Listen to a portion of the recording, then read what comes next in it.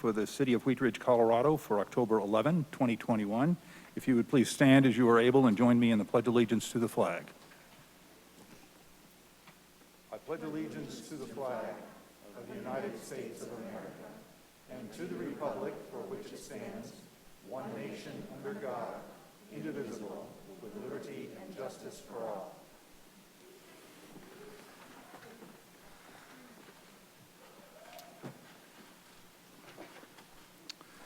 Will the clerk please call the roll of the members? Janice Hoppy. Present. Judy Hutchinson. Present. Zachary Urban. Present. Rachel Hulteen. Present. Amanda Weaver. Here. Corey Stites. Here. Leah Dozman. Here. Valerie Nosler-Beck. Here. Mr. Mayor, we have all 8 members present and a quorum. Thank you very much. Councilors, before you, you have City Council minutes for September 13 and September 27, 2021. Are there any corrections to the minutes?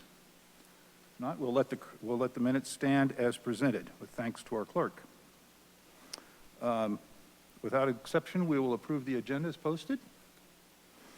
We will? Okay, thank you. And we have a proclamation tonight. I'm going to go to the podium.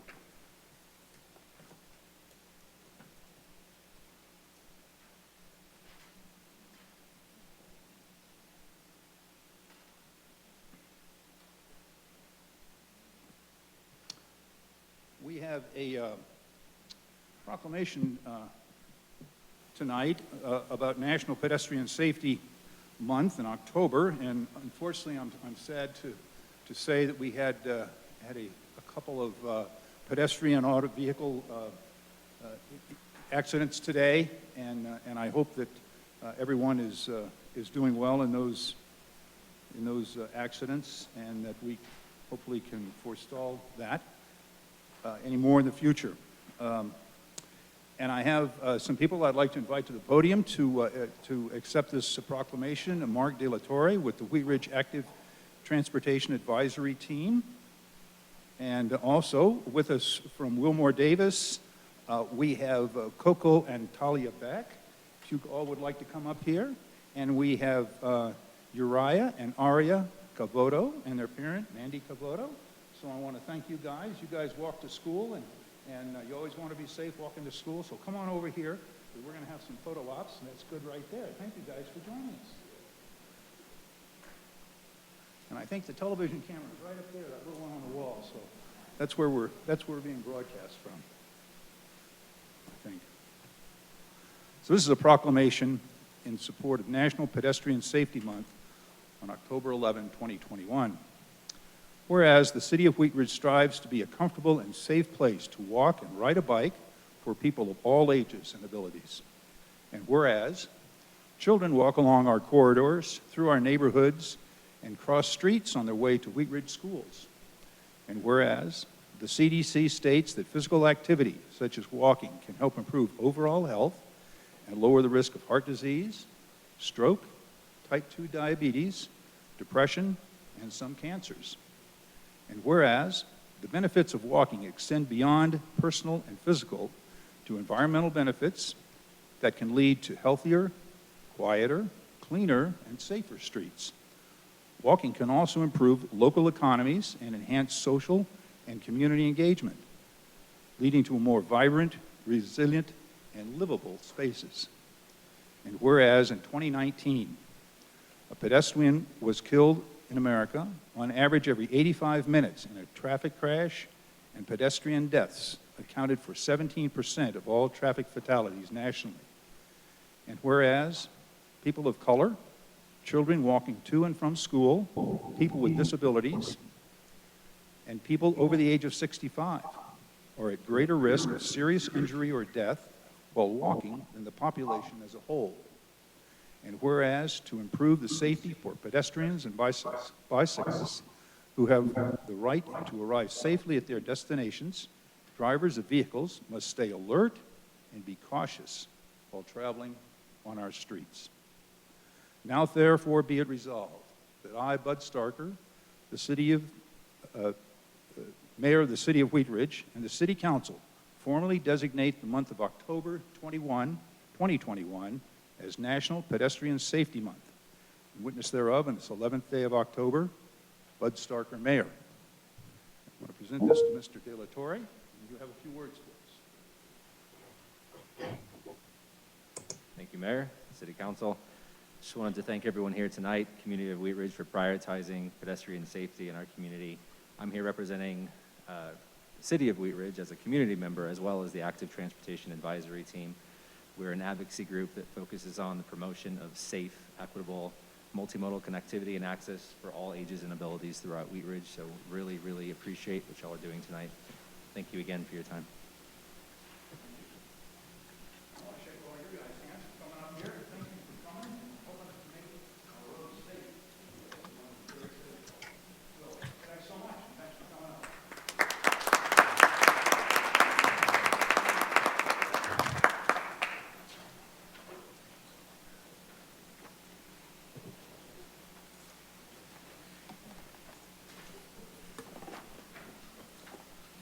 Thank you.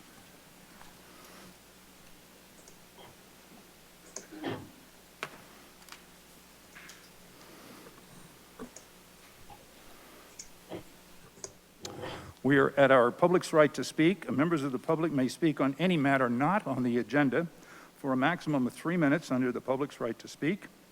When I call your name, if you'd please make your way to the podium. And please give us your first name and your last name. If you would please spell your last name and give us your address for the record. When you start speaking, our clerk will signal the lights to begin. You have 3 minutes. The green light will appear when the speaker commences.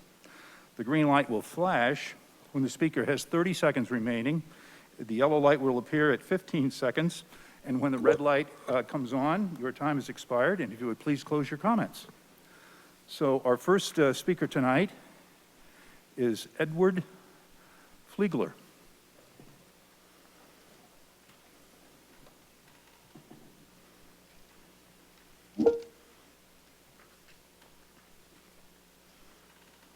Edward Fliegler, F as in Frank, L-E-E-G-L-E-R. And I live at 3812 Taft Court. Thank you, Mr. Mayor and members of council. It's nice to be back here to speak again. I'm here to talk further about the health and wellness of Wheatridge, and to request specifically that there be a strategic pause with the recent announcement that Intermountain Healthcare and SCL Health are going to merge. This is a momentous event in the history of this lovely community. Coming from both a clinical and a business career as a physician, medical administrator, this notification is important to understand that nothing should transpire until the notification is either moved forward by SCL and Intermountain Healthcare, or they decide to go their separate ways. Lutheran Hospital is not moving to Clear Creek tomorrow. It's not moving tomorrow. And it is important for all of the stakeholders to work in collaboration and to have a clear understanding that the merger is of critical importance for the health and well-being of the residents of Wheatridge. I know Intermountain Healthcare. I also had some care through SCL Health. And I will say, Intermountain is not only a recognized leader, if not the leader for model for ambulatory healthcare delivery for our country, but it also has a global presence. This is critically important in terms of improving high-quality primary care. What do I mean by that? We just saw some kids who were so cute standing up here. As we recognize, kids fall down. Kids need stitches. I've talked to my neighbors. They've had to travel 20 miles to get x-rays or to get pediatric services that should be available in our community. As well, I was an internist geriatrician, part of the University of Pennsylvania healthcare system on the East Coast, a high-performing center of excellence. We need not only internal medicine and family practice clinical services, but we also need the opportunity for women's health. And I'd be happy to talk to anyone about what that means, as well as geriatrics. It's important to take this pause and to think about the health and well-being of the community, but also to think what this will do as an economic driver for this region if Intermountain Healthcare comes to Wheatridge. Thank you for listening to my comments. Thank you. That's the only one I have signed up tonight to speak under public's right to speak, but if you did not get a chance to sign up, you may come to the podium now if you're in our City Hall, and I'll ask whether we have anyone online that has raised their hands. If you're online and would like to speak under this public's right to speak, you may do so now by raising your hand or speaking up, and I'll see if we have anyone. And it doesn't look like we have anyone online, and we have no one here else in the hall, so we will close our public's right to speak, and we will move to agenda item number 1. Ms. Hutchinson, or Councilor Hutchinson, would you please introduce this item? Thank you, Mayor. This is a motion to approve the annual police body-worn camera system contract payment to Axon Enterprise Incorporated in the amount of $86,880. Issue. Please. In 2019, the City of Wheatridge entered into a contract with Axon Enterprise Incorporated for body-worn camera equipment and data storage. The contract includes the purchase of cameras, licenses, data storage, and auto-tagging ability. These services ensure that the Wheatridge Police Department is operating within the standards set forth by Colorado Senate Bill 20-2117. Yeah. Payment in the amount of $86,880 is due for 2021. Thank you. This is our consent agenda item. A motion is in order. Councilor Hutchinson. I move to approve the annual police body-worn camera contract payment to Axon Enterprise Incorporated in the amount of $86,880. Second. We have a motion and a second by Mr. Stites. Will the clerk please poll the council?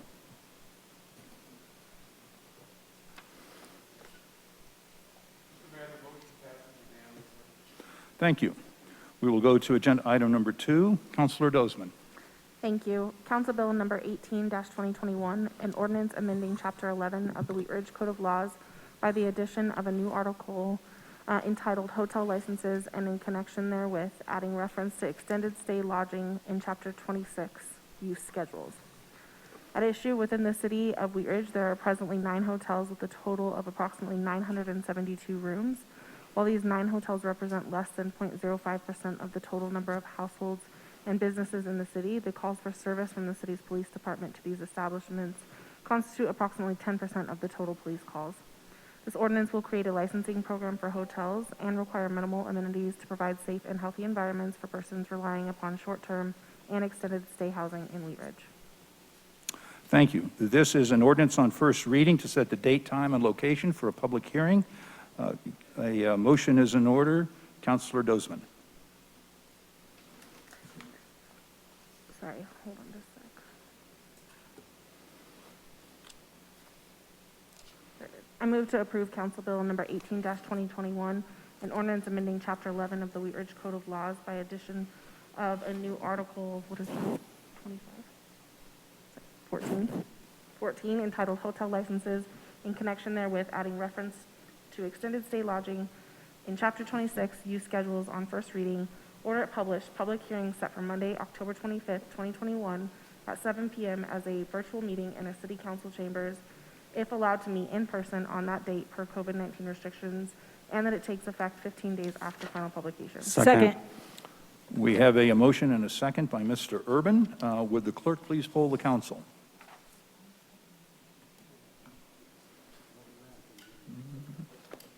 It's the mask.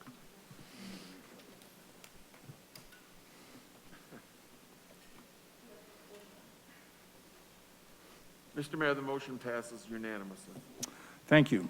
We will move to agenda item number 3. Councilor Hoppe, would you please introduce this item? Thank you, Mr. Mayor. Resolution number 50-2021, a resolution adopting the city budget and appropriating sums of money to the various funds and spending agencies for the city of Wheatridge, Colorado for the 2022 budget year. Thank you. This is a public hearing, will be a resolution of the council. It is not quasi-judicial. I'm going to open the public hearing. And Goff, it looks like you're handing out some paperwork for President. Glitch in the back, so your screens are not working, Oh, okay. but they are for the public. All right. So we'll give you a copy. Okay. Thanks so much. Yeah, back old school. Paper, that's good. Pretty good school, that. Sounds like a workers' comp plan. Thank you.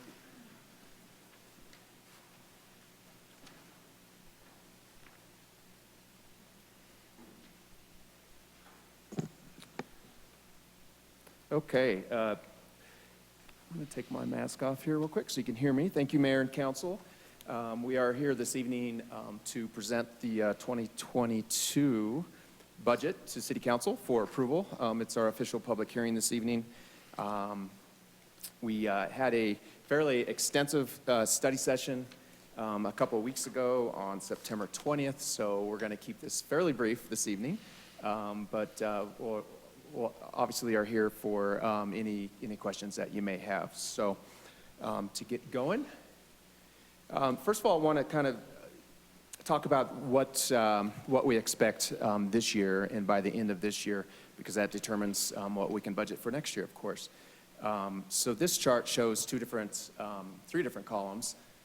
The far right two columns, the 2021 original budget was what was originally adopted by City Council in October of 2020. And the far right column is the 2021 estimated budget. That's what we estimate we're going to end up on December 31st of this year. So you can see the beginning fund balance is about the same. It's a little bit less than we originally budgeted. But revenues, we originally budgeted just over 36 million. We're projecting to bring in just over 45 million by the end of this year. Total available funds then would be 57 million instead of 49, which was budgeted. Expenditures, we are projecting to spend a little bit more than we budgeted, about $1 million, just a little bit over $1 million. And if council remembers, we did bring a budget adjustment to City Council in June of this year, and council did approve $1 million, just over 1.1 million in expenditures, which were on our wish list of items that we were not able to get into the budget originally because of our concerns with COVID. So the good news is our ending fund balance was only projected at 10 million, just a little over 10 million, but as you can see, we're projecting $7 million more than we thought. We were very conservative originally when we adopted the 2021 budget because of COVID, but we did much better in Wheatridge than expected, and which is very good news. We have a lot of ending fund balance that is 7 million higher than expected, and the unrestricted ending fund balance is also about 7 million more than we expected. So these funds are carried over to next year's budget and helps us catch up on many issues that we weren't able to budget in '21. So looking at the total budget for the city, this includes our general funds, our capital improvement program fund, Wheatridge Renewal, bond funds, the 2E bond fund, and all the special revenue funds that the city has. You can see the general fund is our largest budget of $82 million. The general fund is 54% of that. And you can see, though, in 2022, we are proposing a fairly large CIP budget at 26%, and both the 2E bond fund and the Renewal Wheatridge bond project fund at 12% total are also capital improvements to the city. So investing in a lot of capital improvements in 2022. This is the $82 million. This is a 38% increase over this year's adopted budget. That may seem pretty high, but if you remember, the 2021 budget was very limited due to COVID. And we cut a lot of services and expenses in 21 because of that. But the 2022 budget includes significant funding for capital investment, and it really fully restores most services to normal levels across all departments in the city. And then also another reason for this increase in the total budget is this budget for next year does include a new fund, the Renewal Wheatridge Bond Fund. We've presented to City Council in the past. Renewal Wheatridge, our city's Urban Renewal Authority, is going to be issuing bonds here in November, approximately $40 million. And the 2022 general fund budget, or city's budget, will include about $5.9 million of that for projects, which we'll talk about here in a bit. And the CIP budget next year is about $7 million higher than it is this year. We are able to double the amount that we're putting in street preventative maintenance projects, and the Wadsworth improvement project is also fully budgeted in 2022. Now, going down a little bit further into the general fund specifically, as I mentioned, that was 52% or 54% of the total budget. We're proposing a $48 million general fund budget of revenues. And as we mentioned many times, I think you know this by heart now, but sales tax and use tax are our largest revenue sources in the city. As you can see here, 59% comes from sales tax, use tax is 12%. Property tax, which some people still don't realize, is one of our lower revenue sources at 3% of our total general fund budget. So we received just over $1 million, 1.2 million, I believe, in revenues from property tax. So we're projecting a 4.8% increase in general fund revenues over this year's end, at the end of this year. And it's also a 26.4% increase of what we originally budgeted in 2021. So again, we were very conservative in 2021. We just weren't sure what was going to happen with our local economy because of COVID. So again, sales tax, our largest revenue source. We're conservatively projecting a 4.8% increase next year in 2022 over this year's budget, but it's a 14.2% compared to what we originally budgeted. To date, this year, I believe through August, sales tax has increased about 13% over the same period last year. But we're being a little bit more conservative.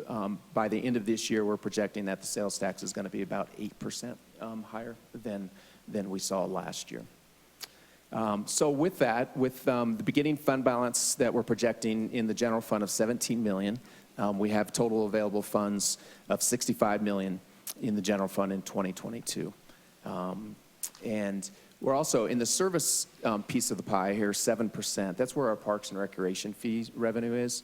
And these fees really took the biggest hit. This revenue source took the biggest hit during the pandemic. But we are budgeting to come back at full strength in 2022 for our parks and rec programs and services and the revenues and the fees that they generate.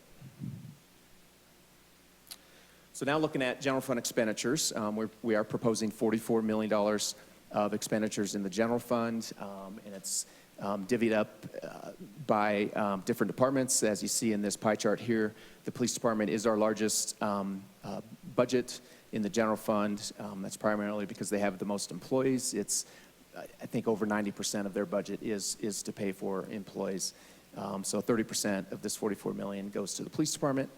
Parks and Recreation, which does include the operation of the recreation center, is the second largest expense at 17%.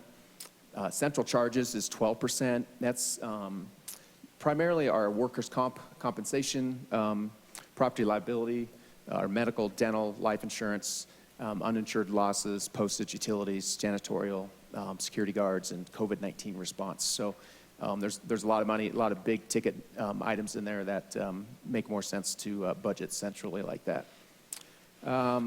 Administrative services is 11%. That's our internal services of finance and HR and IT and purchasing and such.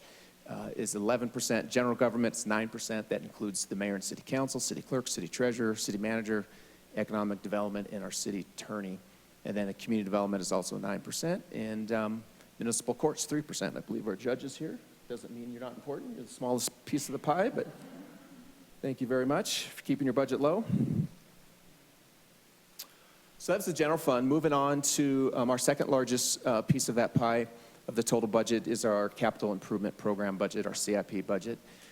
We are projecting with the beginning fund balance and then the projecting revenues of just over $20 million, we should have $24 million of available funds for CIP, proposing expenditures of just under $22 million. That will leave about $2.4 million at the end of next year.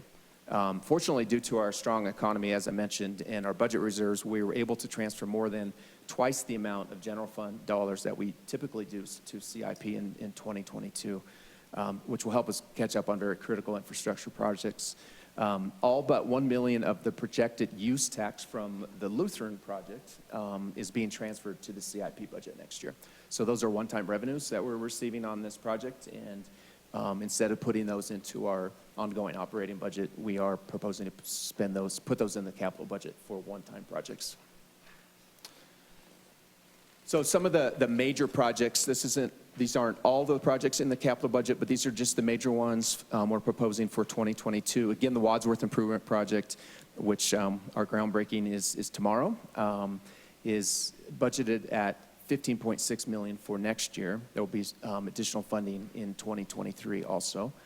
As I mentioned earlier, our preventative street maintenance program, this is an annual program for crack seal and slurry seal and asphalt of roads in the city to keep them drivable. And this is about double of what we've done in the past several years. So $33 million will go a little bit further, of course. The $1.2 million for municipal parking lot, that is for the recreation center parking lot. That building, parking lot, and building are over 20 years old now, and was built on very, very poor soil to begin with. So we're lucky it's made it 20 years, I think. We've been patching it for a long time, but it's in need of a new parking lot. Some bridge maintenance, which is exciting, $500,000. We haven't been able to put any money towards bridge maintenance in a long time. This is for the bridge on 44th, do you remember? Is it 44th? Steve Wynn, our engineering manager is in the back. This will be the bridge on 44th over Clear Creek Crossing. We have several bridge projects that we have in the out years. Some improvements, City Hall facility improvements, just under $250,000. Drainage improvements across the city, $200,000. Parks and forestry facility improvements of $175,000. Striping maintenance to keep up on our bike lanes and anywhere we need to update some striping for safety on our roads, $150,000. This is something that we've been budgeting more and more every year to keep up on those different lane markings. Improvements to the recreation center facility, $150,000. $100,000 to our neighborhood traffic management program, which is becoming more and more popular. We typically budget at $30,000 a year in this budget, so we're proposing to start budgeting in $100,000. And then some traffic signal improvements across the city of $100,000. And as I mentioned earlier, we are proposing to create a new fund in the budget next year. It would be the Wheatridge Renewal Bond Fund. They will be issuing bonds here this November, we hope, and raising close to $40 million for numerous projects in the I-70 Kipling Urban Renewal area. And Renewal Wheatridge, with those funds, will use some of those funds directly to pay off, first of all, to pay off a Clear Creek Crossing loan that they have. It's just about $6 million for the Clear Creek Crossing project. They'll be able to get a much better interest rate through these bonds than they currently have with that bank loan. And then some improvements to the Golds Marketplace. Renewal Wheatridge will make those payments directly. But then Renewal Wheatridge will transfer funds from their budget to the city's budget into this fund on an annual basis for projects as we move along. And in 2022, we're projecting about $5.9 million in projects that the city will manage. And these are projects in activities in 3 different areas: the Applewood area, the Kipling corridor, and then the Wheatridge Ward Station area. For 2022, we have $750,000 proposed for design for improvements to the I-70 and 32nd Avenue interchange and Youngfield corridor. We do have about $5 million set aside for the actual construction in those improvements once the design's done. $1 million to reconstruct the interchange or the intersection at 38th and Kipling, to add double left turn lanes to 38th Avenue approaches and make pedestrian safety enhancements. That area of the city has been seeing more traffic. There's more development, and there is a middle school obviously in that area, and a lot of kids use that intersection to get across town. So we need to make some improvements there. And then $4.1 million is set aside to complete street and intersection improvements at the Wheatridge Ward Station area. Primarily improvements to 52nd Avenue, Ridge Road, Tabor Road, and the intersection of 52nd and Ward. And those are all part of, again, the Wheatridge Ward Station redevelopment that's happening as we speak. The open space funds, we're projecting just about $3.8 million in revenue. With the current beginning fund balance, that will provide about $6.7 million available funds for open space projects. Proposing expenditures of about $5.4 million. That will leave about $1.4 million at the end of next year. The major projects that we have in the budget for next year are the green improvements to the community space on 38th Avenue. That's $3.8 million. Parks maintenance projects of $525,000. That is primarily, that's going to be grant supported, a GOCO Community Impact Grant. And the project will be for tension concrete, post-tension concrete tennis courts at Panorama Park, which has been needed for quite some time to improve those tennis courts. If the grant's not awarded, that project will have to be delayed. $400,000 for trail maintenance and repair, and that's associated with Jefferson County Open Space Trails Partnership Grant for the Clear Creek Trail improvements, and $50,000 for an outdoor fitness court. That will be at fitness court at Panorama Park. The city received a grant from the National Fitness Campaign and are looking for additional sponsorships to help pay for the outdoor fitness court, or we may be able to use American Rescue Plan dollars to help complete that project. Again, those are just some of the major projects. There is additional funding also in this fund, primarily for just over $500,000 for 9 parks maintenance employees is also included in this budget. Then our proposed conservation trust fund, with the available beginning fund balance next year, and the revenues we're projecting of just over $350,000, we should have $731,000 available funds. Proposing to spend just about $367,000. It'll leave about $364,000 at the end of the year. The 2 major projects out of this budget are recreation facility maintenance projects.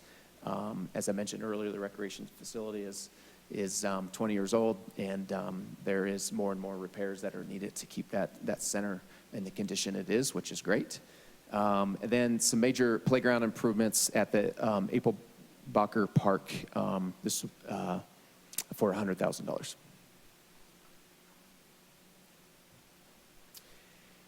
And then staffing and benefits.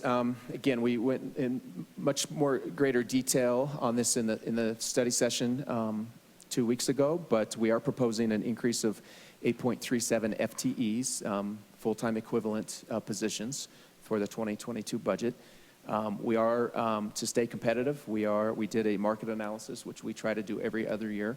We did stall that during the pandemic in 2020, but we were able to get that done this year.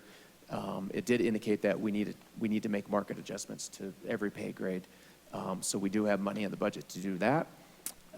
As promised with our police department, we were behind based on a competitive nature with our neighboring communities. We were behind on our pension contribution to our sworn employees in the police department. So for the last 2 years, we've increased the city's contribution by 0.5%. This will be the third year to get them up to their 11%? 11.5%. This will get them up to 11.5% city contribution to the sworn employees pension, which is competitive with our neighboring communities. Then our medical benefits, we've been very fortunate. Last year we actually had a decrease in premiums for our medical, and we do have about a 3% increase for 2022. We are sharing that increase. The city will cover half of that, and the employee will cover half of that. And as I promised, brief. So that's it. But I have most of staff here this evening or online on Zoom, so we'd be happy to take any questions that you may have. Okay, thank you very much, Mr. Goff. Before we go to questions from council, I'd like to open it up for questions from the public. And we have one person signed up to speak on my list, Mary Pike.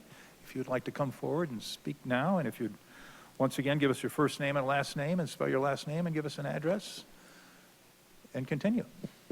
Hi, my name is Mary Pike, P-I-K-E, and I work at Jefferson Center, and the address is 9595 West 49th Avenue in Wheatridge.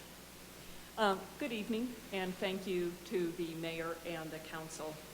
I am working with Jefferson Center, where I'm the manager of co-responder programs. Jefferson Center is the nonprofit behavioral health center that serves Jefferson, Gilpin, and Clear Creek counties, and has for over 60 years.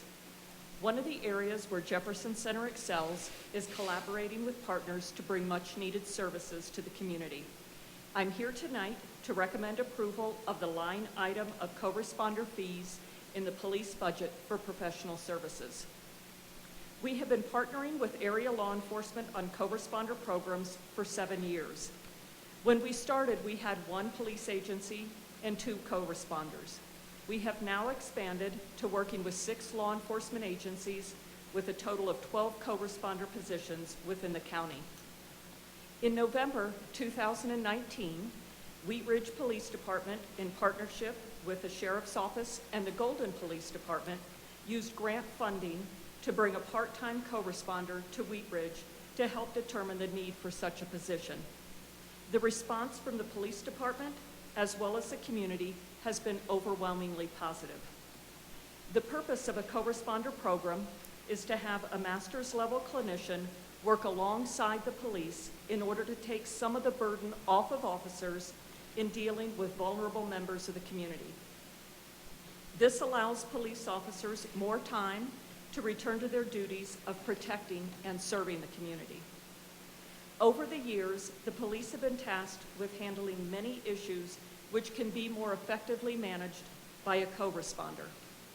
The co-responder can respond on scene with an officer to help de-escalate someone in crisis, help the citizen get connected to the right resources, or provide support and education to their families.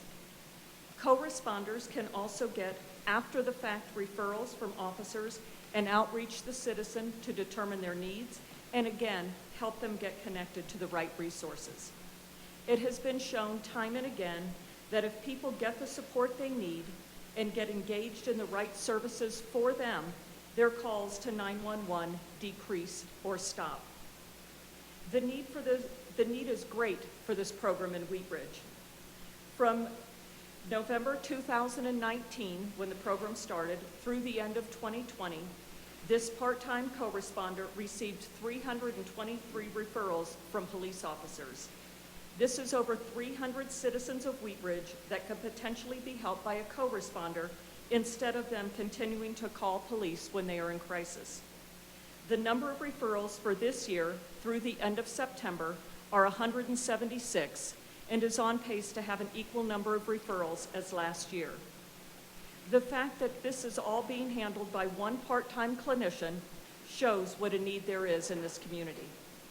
Having a full-time co-responder embedded in the department will allow for a greater integration into the department, which will increase the efficiency and effectiveness of the program. I urge you to approve the line item of co-responder fees in the police budget for professional services. Thank you. Thank you. I have no one else signed up to speak under agenda item number 3, but if you have not signed up here, you may speak at the podium now, and I'll ask if we have anyone in the Zoom format that has raised their hand or would like to speak, because we're taking. I see no one, Mr. Mayor. Okay, thank you very much, and I don't see anybody coming, so we will close our public strike to speak on this agenda item number 3, and I will open the floor up to questions from council. Councilor Hoppe. Thank you, Mr. Mayor. City Manager Goff, I had asked this question last week at a study session, and Ken Johnstone answered it for me, but I just wanted to clarify. My question was that, do we have like a comprehensive overview of all of our facilities? We have some things in the budget about facility repairs to a couple of our facilities. Do we have a comprehensive idea of what is needed in all of our facilities?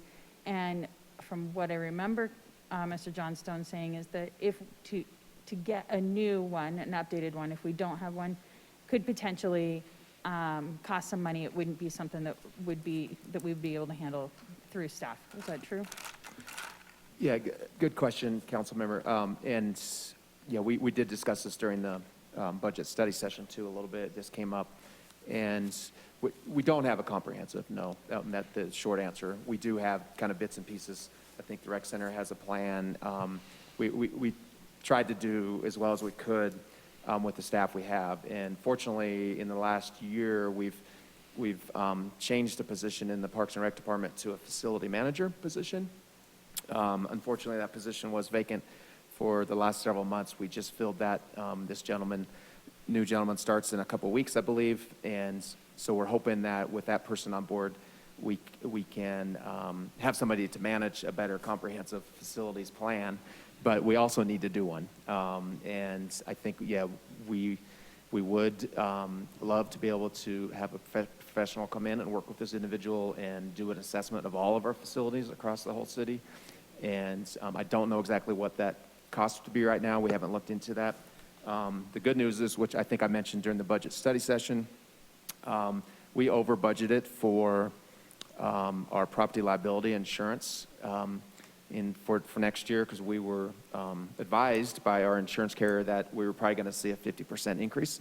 And we didn't get our actual quote until after the budget was presented to you all, and it actually didn't come in that high. So we have about $100,000 extra in the central charges budget that we could put towards something like this, and I think that would be plenty. I don't think it would be that much, but so you wouldn't have to amend the budget necessarily, but if that's something you want us to do, we would take direction on that from you. Thank you. Thank you. Additional discussion, Councilor Hoppe? I mean, not Hoppe, we did Hoppe, Councilor Holteen, pardon me. Thank you. There's a lot of us with H last A lot of names on Hs. this council, so thank you. I have a question regarding the open space fund. So in here, one of the major projects called out is $3.8 million for the green. And I just want to, I guess, seek a little clarification. So that is a process that is undergoing, and it sounds like it's got somewhat of a range of ultimate cost for that. So I'm just, I guess, clarifying and then maybe seeking a little additional information. As that rolls out and the scope of that project becomes more clarified both through community input and council input, Are we just sort of setting aside that those are funds that would be available for that? I just want to clarify, we're not actually approving the funds for that project at this time. Correct, and I'll let Karen interject too if she'd like, but I'll start and give a little bit of history on that. So this project came up in 2019 from three, let's see, is it three, or I think all three, or trying to think if one of you is still on the council or not. I know at least two previous council members asked for this to come to a study session. We did that in 2019. There was consensus to move forward with looking at this project. At that point, we were able to set aside $900,000 from the general fund to put towards. It wasn't a dollar amount that was associated with any costs for construction because we had no idea what it was going to be at that point. We hadn't had any design or any public outreach or input. So we carried that $900,000 over for a couple of years because the project it's in cooperation with the school district. It's taken quite some time to get moving. We stalled it during the pandemic because we couldn't do any public outreach. We did receive direction from City Council to proceed with 30% design, and we have that completed. We're in the middle of community gathering community input. We had a public meeting, and we're asking for public input through October 15th on What's Up Wheatridge. I think we've received quite a bit, honestly. So the $3.8 million that's in the budget for 2022 is based on an estimate that was given to us from the 30% design work. And it's actually the low number. There's a range. There's two options that the designer provided that we're presenting to the community for feedback. And that's the lower amount, 3.8, was enough to do option one, I believe.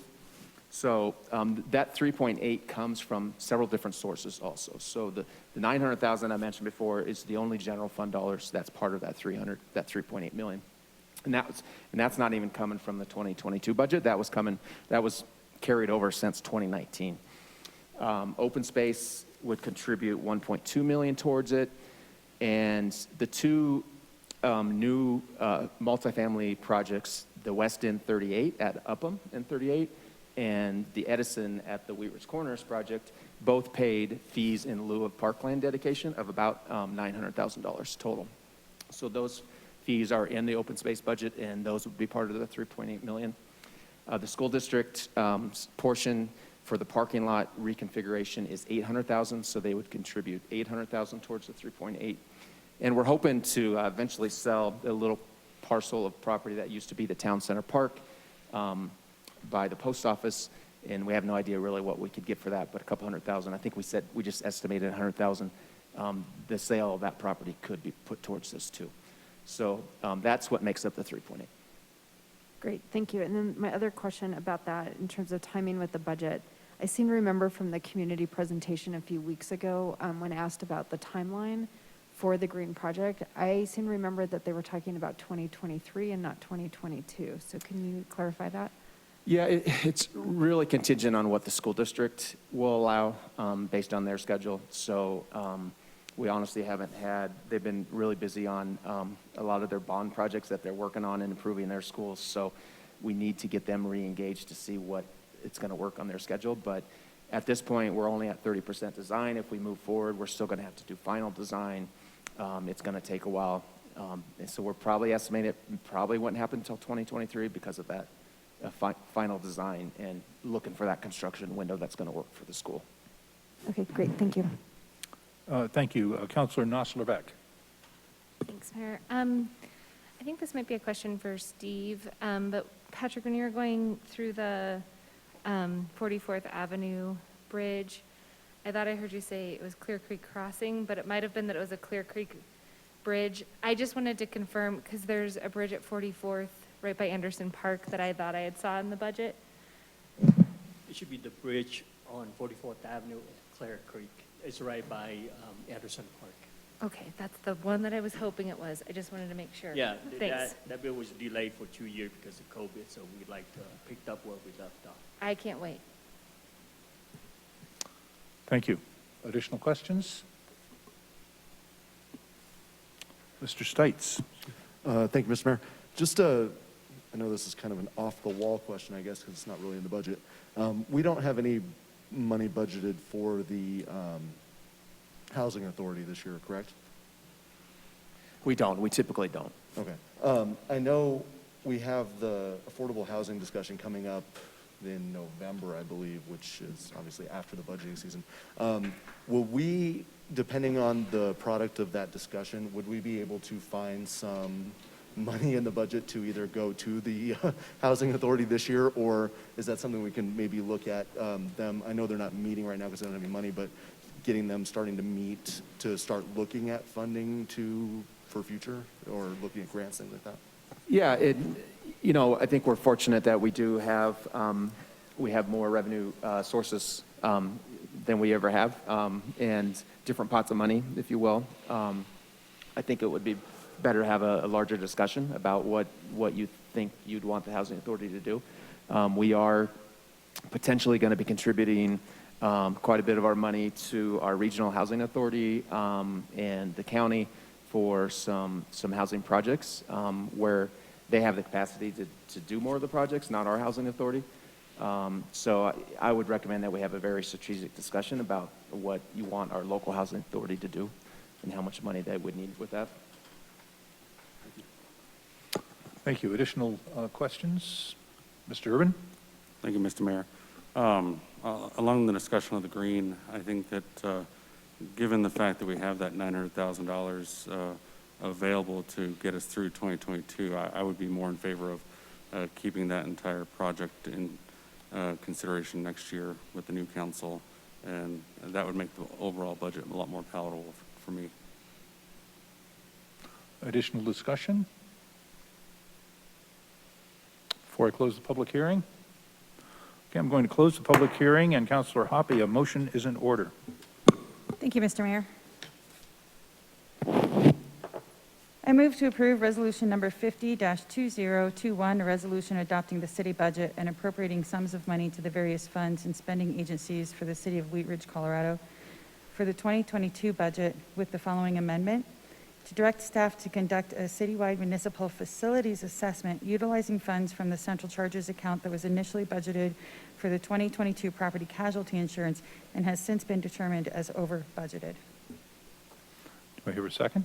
Second. We have a motion and a second. It was Ms. Hoppe, or I mean Ms. Hulteen? Okay. Okay. Is there discussion on the motion? Councilor Hulteen? Thank you. So I'm excited to see that our neighborhood traffic management program fund allocation has increased significantly. And I think especially today with the heaviness of 2 pedestrian crashes, it seems it's really just been on my mind quite a bit. Councilor Stites and I previously have asked and have put on the study session lengthy waiting list of topics to look at that program again and revise and revamp it. And my understanding is that our staffing capacity right now is not does not support that coming forward in the short term, hopefully in the medium term. Meanwhile, I would like to propose that we earmark some of those funds to be a little bit more strategic than just the standard wait for neighbors to get organized, complain, the city respond, and then hopefully install a solution. So I would like to propose that we earmark $25,000 of the $100,000 specifically for locations within a half a mile of a Wheatridge school. Second. Okay, is that an amendment coming forward then? Yes. So what's that amendment? I'd like to amend the budget to earmark $25,000 of the neighborhood traffic management program specifically for locations within a half a mile of Wheatridge schools. It's really not an amendment to the budget. It's an amendment to the motion. It's an amendment Just to be the clear, motion. it's not changing the budget Oh, amount. not changing, Right. but it's an amendment to the motion, okay? And so we have an amendment by Ms. Hulteen and a second by Mr. Stites. Okay, may we have discussion on the motion, on the amendment? Is there discussion on the amendment? Hearing none, will the clerk please poll the council on the amendment?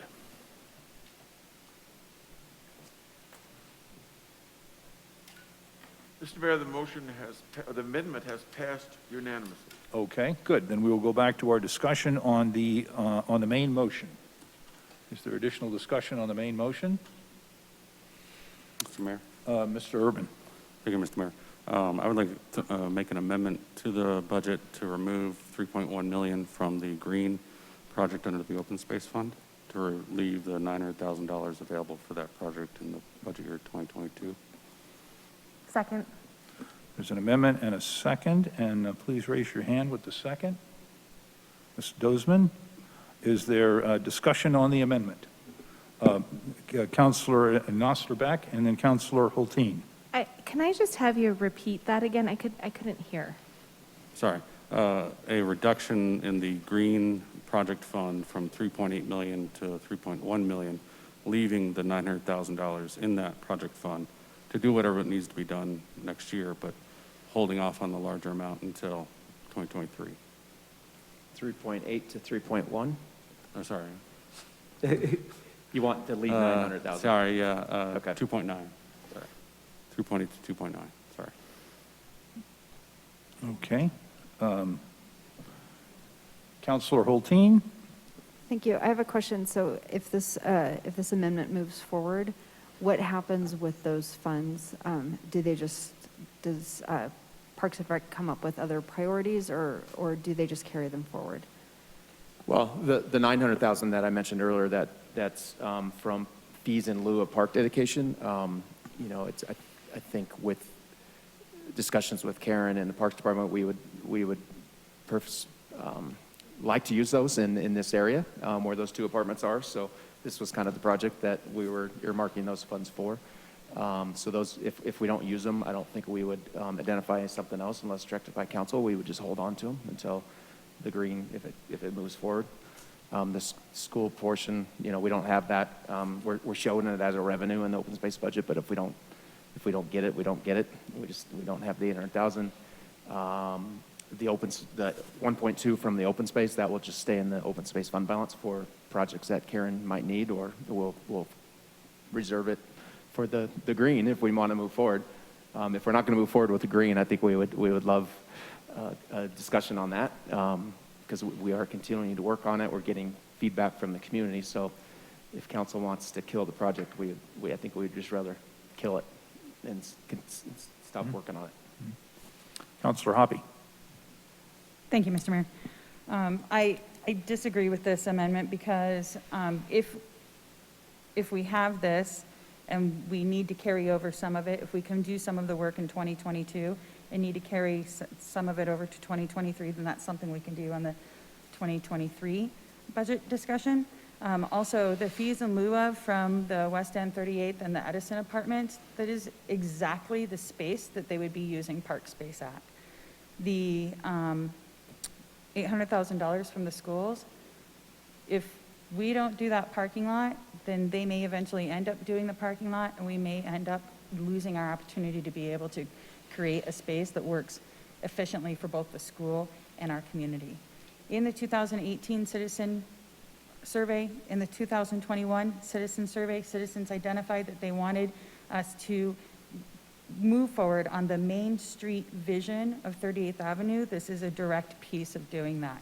In the East Wheatridge Let's Talk, in the Lepa Manor Let's Talk, those citizens asked for us to move forward for this. So our citizens are asking us to move forward with this. We've moved forward with a 30% design, and we're at the spot where now we need to start stepping forward again. So deleting it from this budget is sending our citizens the message that, well, we've listened, but we're not going to really take it very seriously.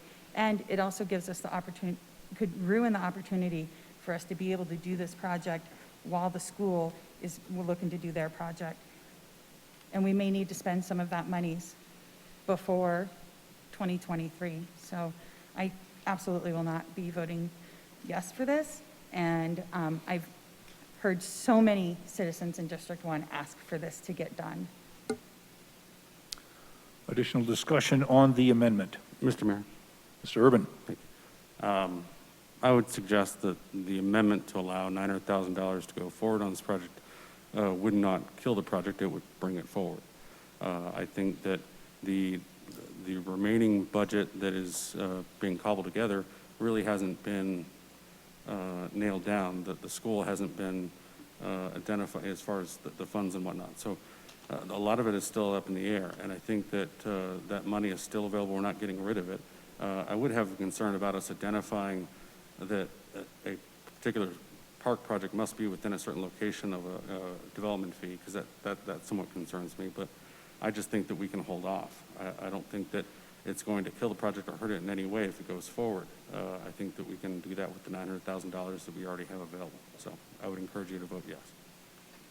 Additional discussion on the amendment. Councilor Dozman. Thank you, Mr. Mayor.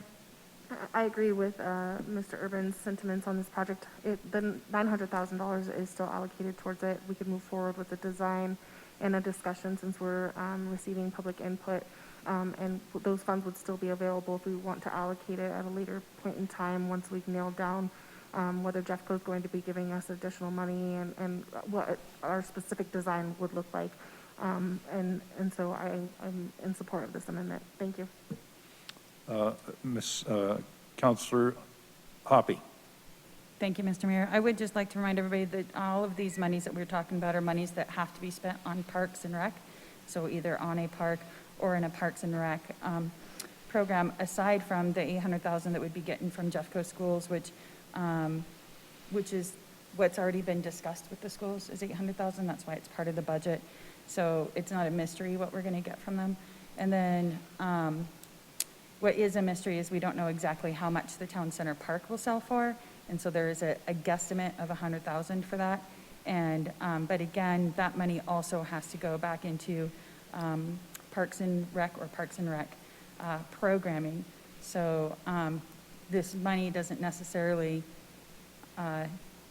it doesn't necessarily like go into streets or street lights or something like that. It has to stay in this budget. Additional discussion on the amendment. Seeing none, will the clerk please poll the council on the amendment?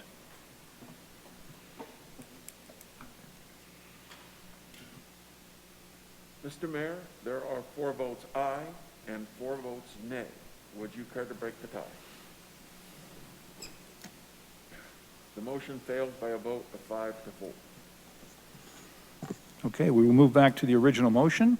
Is there more discussion on the original motion? And just to clarify that, it won't change it, but the mayor can't break a tie for a budget matter. So okay. It fails on a tie instead of a mayor's vote. Okay, thank you. Additional discussion on the main motion. Seeing none, will the clerk please poll the council?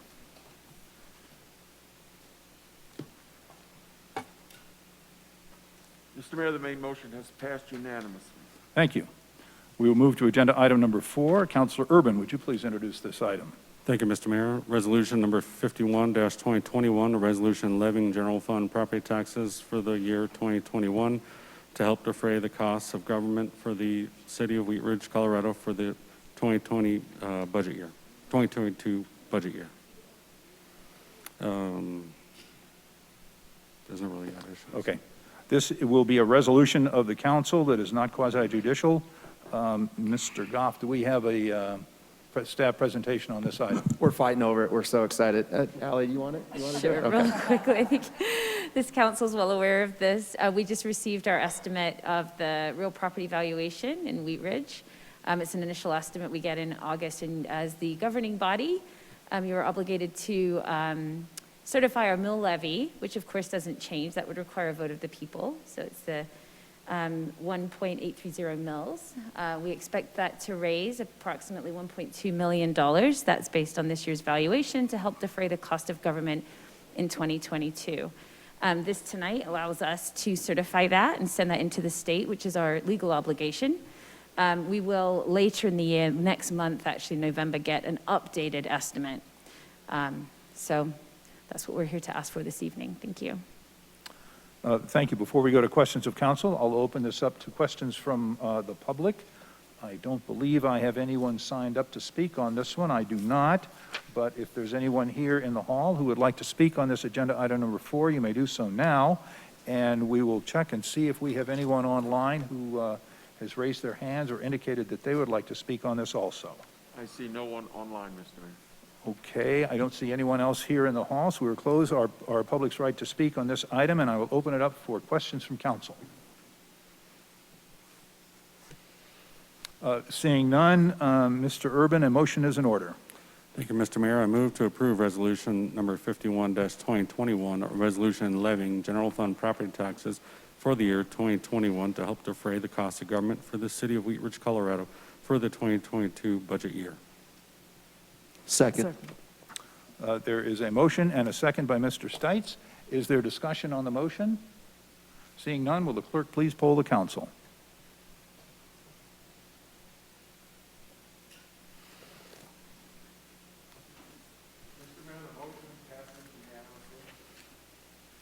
Thank you. That brings us to agenda item number 5. Mr. Stites, would you please introduce this item?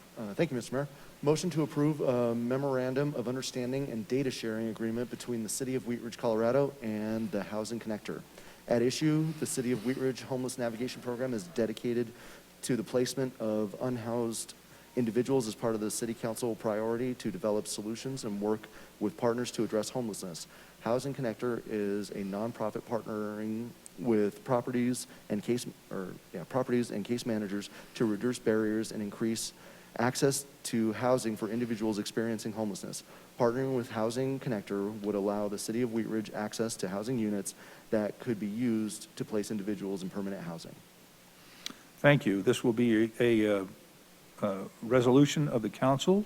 Mr. Goff, do we have a further presentation on this by staff? Yeah, just real briefly, and Rebecca, our homeless navigator, and Marianne are both on Zoom. Marianne could barely speak. I told her to go home.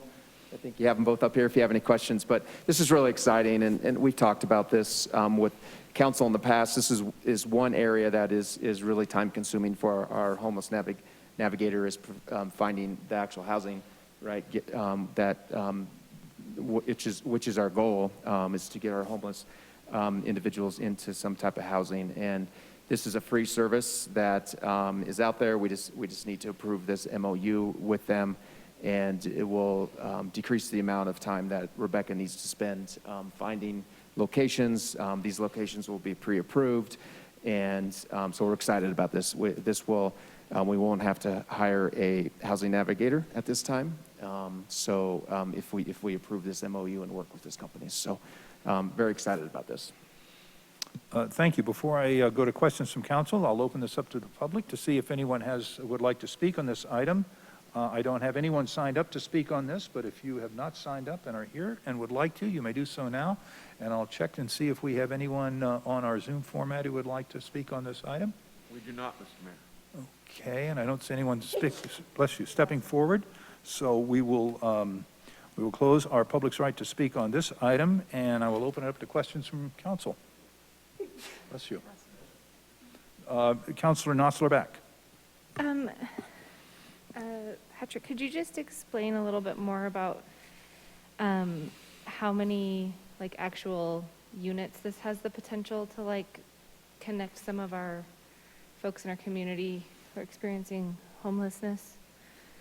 Yeah. What's the potential that's out Sure. there with this? Yeah, and I'm not sure if we know that, but I think Allie's pulling up Rebecca or Mary Ann to see if they can help answer that question. There they are. Rebecca, you have an answer for that? I do. I don't have a exact answer. I think that this program has shown in Seattle that they've made great partnerships with a number of properties, and they're continuing to reach out here in the Denver metro. And so as long as they're able to work with these properties, and from my understanding, the selling point to the property managers is that they have one contact person if something goes wrong with the tenant, so they don't have to reach out to multiple people. They reach out to Housing Connector, and then they reach out to the referring party, which in this case would be me, the homeless navigator. And so as many property owners or landlords would like to get connected with this site. Yeah, thanks, Rebecca, because just in our packet, it had said, 42,000 units, and I was like, that sounds great. But I was just wondering what we were thinking that might look like for Wheatridge. But that's great context to understand how the program works. Thank you. Thank you. Councilor Holteen. Thank you, Mr. Mayor. Given that we are, our housing navigator, or our homeless navigator is also serving Edgewater, does this agreement also serve Edgewater, or is there a jurisdictional boundary here? How does that work, since we're approving this question. here? Did you get that, Rebecca? Yes. I think I would need to talk to staff a little bit more about this, but we have set it up where we go as the City of Wheatridge Homeless Navigation Program, and I've kind of done that kind of with the releases of information that I've done, and it includes all 3 of the programs that I serve. So I would anticipate that it would serve both of the programs. Okay, do we need to double check or at least reach out to our partner cities for them to also enter into this agreement? We'll check on that, Councilmember. I believe Rebecca's correct, though, because the Housing Navigation Program is under the City of Wheatridge employee and budget, but we'll double check it. If we have to make an amendment, maybe we can make it administratively, or we'll bring it back. Okay, great. Well, I'm really excited to see this come forward. The more we can serve, the better. So thank you. Ms. Hutchinson. Thank you. Thank you, Mayor. Well, number one, we're not Seattle. And if they're interested in working in the Denver area, are they working in Denver? I mean, we're the Denver area, but Denver has a huge problem with this. And I am wondering how this would affect neighborhoods. So you have a house to where, and this is all confidential and nobody's going to know anything and things like that. How does this affect a neighborhood where people don't know who's moving in or how long they're going to stay? I think of people who have a vested interest in a neighborhood, paid money and they have their homes there, to where what exactly goes on? It seems pretty secret. I'll answer your question first, or I'll attempt to.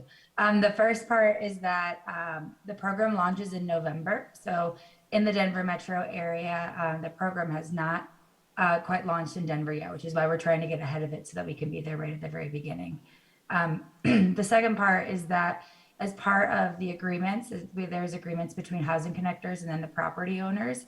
And as part of that, the property owners do set the requirements on their end in terms of credit score, income requirements, criminal history. And so each property owner has the ability to determine what that boundary looks like. And that's also helpful for Rebecca because that is clear and transparent for her on her end. But then it also helps to, for the landlord, property owner to be in charge of the type of tenant or the statistics of the tenant that may be occupying that spot. Well, when I'm looking at this, it states the property partner can reduce the following screening criteria for potential program residents: credit score, income restriction, eviction history, criminal history. So that's kind of, I don't know. That's It's not just unlike what a interesting to me. Sorry, it's not unlike what a current landlord would do if they would rent out their property on Craigslist or Zillow currently. So it doesn't necessarily change the course of action to what currently happens when somebody rents out their property. I don't know about that. I mean, the criminal history part is pretty important. And, credit score and all that, that's an eviction, but criminal history is important to me. So. It is, but as I think Ms. Schilling mentioned, we don't know what other tenants are doing across the city. It's not a city requirement that a criminal history check is taken for housing somebody. So. I think some landlords do that. Well, no, some do. I'm not Yeah. saying they don't. I'm sure they do. When I had a rental, I did. But there's no guarantee that, that all landlords are doing those checks. We just don't know. And it's not a requirement of the city for them to do that. So this would be very similar. And this also would be a homeless person that wouldn't be doing drugs. Doesn't mention, so much about that, which we have a high incidence of. I am just very concerned. It seems pretty casual that, you just move people into an established neighborhood. I mean, I thought Jefferson County was going to have a couple places for homeless people, but not start having it where people can just move into neighborhoods. Is that a question? I don't know. If you want an answer, I don't have an answer to that. I just, I mean, it sounds good, but I'm also realistic. And I also I want to preserve the neighborhoods that we have here in Wheatridge. So, I guess the point I was trying to make earlier, we have no control over who's coming into neighborhoods anywhere. The only thing the city controls is zoning. So I don't know who's moving in next to me. You won't know who's moving in through this program. It's not going to be any different.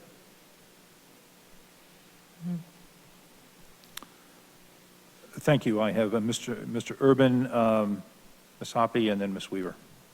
Thank you, Mr. Mayor. I see that the RAFTA is mentioned in there as far as the application process for new residents. Is that generally the funding source for this particular lease situation where we're looking for the Housing Authority to participate in the Housing Choice Voucher Program? Is that what we're looking at? I believe it'll be multiple different ways that people could get housed. So if a person does have a housing voucher, such as a permanent supportive or rapid rehousing, they would have to do the RAFTA or a Section 8 or the recovery vouchers that we're partnering with JCMH.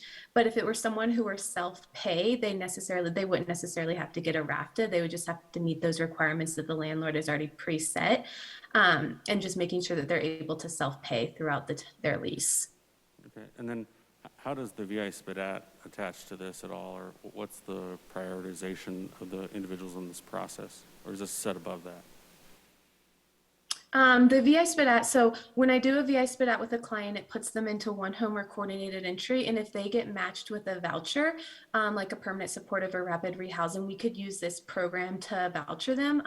Some agencies own their own housing. For example, Urban Peak owns their own housing that they put PSH vouchers in. But then other agencies like Family Tree, they are just looking in the community to house people that get matched through one home through the VI SPDAT.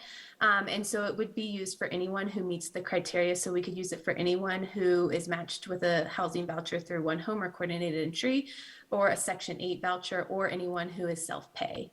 So how do we prioritize the applicants or the list of potential leasees? I don't know that we'll have a select prioritization. And I don't know if this is, for example, if someone has has a lot of things on their background, we might try to reserve a landlord who's a little bit more lenient for that individual rather than anyone who may not have things on their background. But I don't know that we would be able to say that it's a direct prioritization between housing vouchers and people who self-pay. Okay. And just to be clear, this isn't necessarily a homeless sheltering program. This is a long-term supportive or subsidized housing program, correct? I'm sorry, Rebecca, go ahead. This platform, the Housing Connector, it's more of a Zillow platform. So once the person already has a housing voucher, or they already have they have enough funds for self-pay, then we would use this to find them housing. But it's so they can partner with any landlord or any property in the area for example, any of the properties in Lakewood, Wheatridge, anywhere in Denver Metro. So it would just be, they would be signing on a regular lease like they would be without using this. It just kind of takes out the time that it takes to call a landlord, see how much it costs, what their criteria is, and things like that. Thank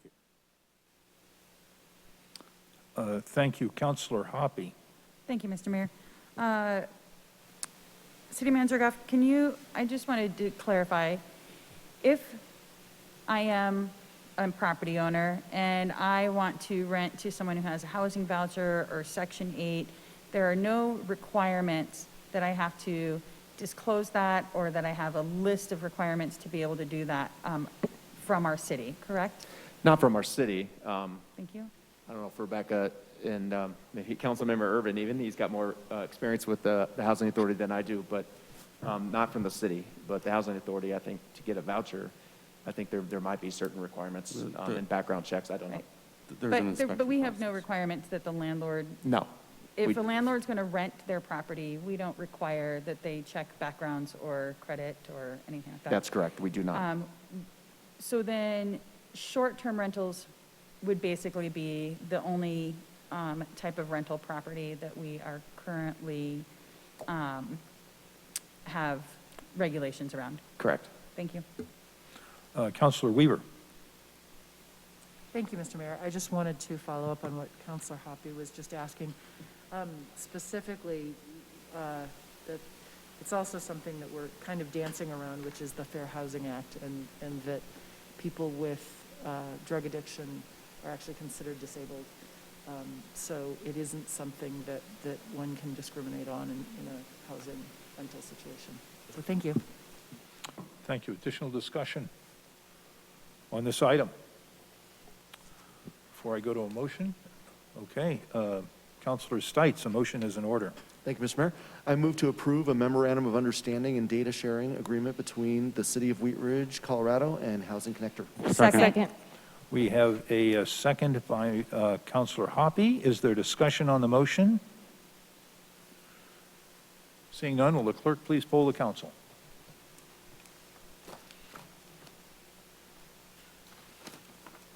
Mr. Mayor, the motion passes unanimously. Thank you. That brings us to the end of our regular agenda items. We will now go to city managers' matters. Thank you, Mr. Mayor. Just a couple quick items. Happy to report that we do have a new assistant to the mayor and city council hired, and she started today, actually. Her name is Stephanie Pomponio. Did I say that correctly? She started today, so you should all meet her tomorrow night if you're at the board and commission dinner. So I'm very excited about that. She comes with a tremendous amount of experience. We're very lucky. She provided high-level executive assistance to Colorado School of Mines and to NREL, and she's a local in the area, Arvada resident, and been here a long time. Her kids went to local schools, and she's very excited to be with us. So excited about that. You may have heard already, I'm sure you have, or seen, Jeffco Public Health put out a new public health order on Friday that was effective yesterday on masks. Masking is now required for all employees and visitors above the age of 2 to any public facility. They did amend that today. The rec center patrons to our rec centers do not need to wear masks, so we reversed that. Our employees will still be wearing masks in the rec center, but patrons do not.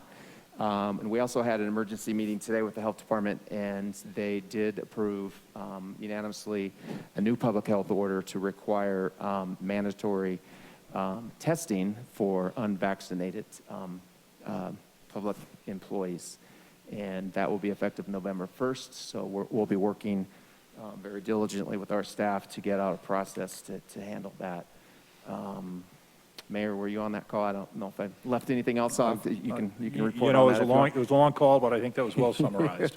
So that, again, that goes in effect November 1st. So there's a lot of caveats, and we're kind of waiting for the guidance to figure out some of the definitions and what they actually mean. So as I mentioned, the groundbreaking is tomorrow for our Wadsworth project. Excited about that. And our appreciation event for all of our wonderful board and commission members is tomorrow evening. So hopefully you can make that and thank them.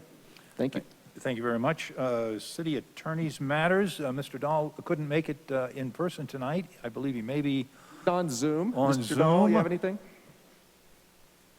I do not see him on. Oh, okay. Maybe he. Yes, City Clerk, he's the caller. All right, we'll put out one more call for Mr. Dahl. Do you have anything tonight for us, Mr. Dahl? Okay, he may be on mute. We will now go to elected officials matters, and I'll start with our clerk, Mr. I want to Kirkpatrick. remind everyone that mail ballots have gone out from the county clerk and recorder's office. There will be a flood of them landing tomorrow in mailboxes across the city, because of course today was a national holiday. The last day to get your ballot in is 7 p.m. Tuesday, November 2nd. There are 3 drop boxes in the city, one at Anderson Park, one at the Rec Center, and one here. You can also literally register to vote and cast a ballot up till 7 p.m. on election night if you're in line in time to do that. So when your ballot comes, please cast it. Thank you, Mr. Smith. Thank you. We have our treasurer here. Mr. Miller, do you have anything for us tonight? Okay, thank you so much. We will go to our counselors and start with Counselor Hostler-Beck. Thanks, Mayor. I wanted to thank the students that came and joined us tonight, and also the parents. It's really important that we keep our students safe as they're walking to school, when they're leaving school, on the weekends. I ask drivers to please pay attention, because there are little humans, big humans, dogs, people on our streets, and I feel like since we've come back from COVID, we're getting back into that space where we're rushing around and we're not paying attention to everything that's going on and others in our community. So thanks to those students, and thanks to my neighbor Mandy, who came as well. They were very excited to get to shake your hand, Mayor. So thanks. Thank you. Counselor Hutchinson. Thank you, Mayor. Unfortunately, I won't be able to go to the Wadsworth groundbreaking tomorrow because I'm getting my booster shot. Oh, good. Thank you. Thank you. Counselor Dozeman. Thank you, Mr. Mayor. So I read prior to our meeting starting that the pedestrian in the 30th and Youngfield accident today did not make it. So my heart goes out to his family and his friends. And I think it just kind of goes to reiterate that we really need safe routes to school, safe sidewalks in our community, and please watch what you're doing while you're driving. With that said, I am excited about the Wadsworth program kicking off tomorrow. I also won't be able to make it, but excited for that for our community, District 2 especially. And with that, nothing further. Thank you. Thank you. Counselor Urban. Nothing this evening. Thank you. Thank you. Counselor Hulteen. Thank you. I'll just state again, as it's been said several times tonight, the tragedy of 2 pedestrian crashes in one day is heavy. I remember there was a November, I think it was November 2017, where in the course of 1 week, we had 2 bicycle crashes and 1 pedestrian crash, and 2 of those were fatal. And it's just a heavy reminder that when we are in our cars, the onus is on us as drivers to be mindful of more vulnerable road users, and that is people walking on their bike, in wheelchairs, connecting with transit. Mark DeLatorre from the ADATS tonight sent me a text and asked me to mention that whether you drove here, biked, or took transit, you were still pedestrian at some point on your commute. So pedestrian safety does affect all of us. So I just want us all to take very seriously that pedestrian safety is every day of every week of every month of every year. On a more lighthearted note, I am incredibly excited as is Council Member Weaver, for this Saturday's Harvest Festival. We are going to be celebrating a great year of growing great things in our city. It will be Saturday from 1 to 4 p.m. at Anderson Park. And there's going to be a band, a bluegrass band with a great name that I can't remember right now, so you're going to have to come to find out what the name of the band is. But we will have arts and crafts, seed swaps, all sorts of great things relating to why Wheatridge is a great place to grow stuff. Councilmember Weaver and I are going to MC it, so yeah, it's going to, if that'll either compel you to come or maybe scare you away a little bit, but Mayor Starker will also be there to say a few things and present awards. So we hope to see everybody there. It's going to be a lot of fun. Anderson Park, Saturday from 1 to 4, Harvest Festival 2021. Thank you. Councilor Weaver.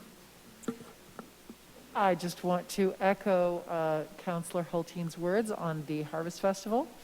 And I want to apologize for the little dance I did in the middle of the budget. It was so exciting. There was a very large spider back here. And yeah, we're still unclear on the rest of where they came from. So apologize, everybody. That's what was going on. Well, I'm not too concerned about where it came from. Where did it go? Okay. Okay, good. We've taken care of it. So thank you so much.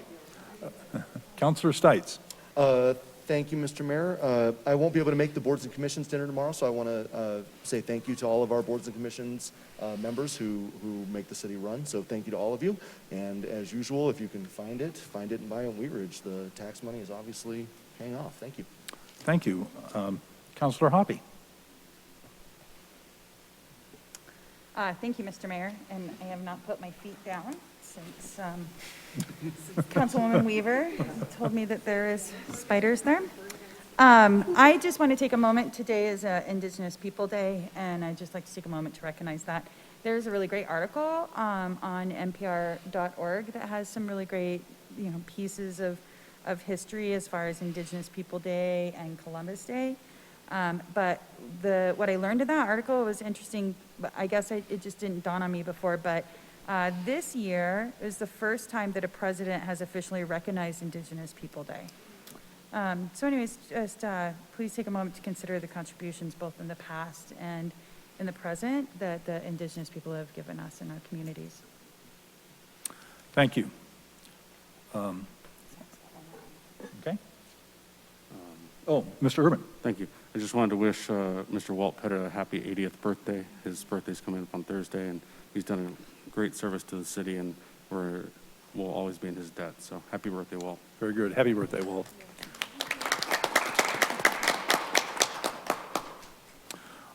On a sadder note tonight, I pause tonight to recognize longtime Wheatridge resident and business owner Dolores Lombardi, who passed away, unfortunately, on September 30th.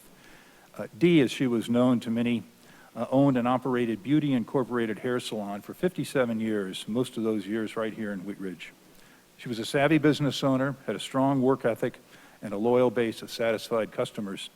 As a single mom, she worked hard to provide a good life for her children, Paulette Longo Tonilis and Philip Longo, and was a strong supporter of businesses, sports teams, and organizations throughout the city. We send our condolences to the family. A rosary service and funeral mass will be held later this week at St. Peter and Paul Catholic Church. I want to thank the residents who were able to make coffee with the mayor last Saturday morning. We had some great discussion, and it's a good opportunity to find out some of what's going on in Wheatridge, and also to let your voice heard in our deliberations, because I'm sure the council joins me in expressing our desire to hear from our citizens and know their wishes as we do our deliberations. We've heard a lot about traffic safety and our pedestrians. We have some great kids and great families that live in our city. Please drive carefully, and let's make sure that we have a great, safe city to go home to every night. With that, no more business to come before the council. We stand adjourned.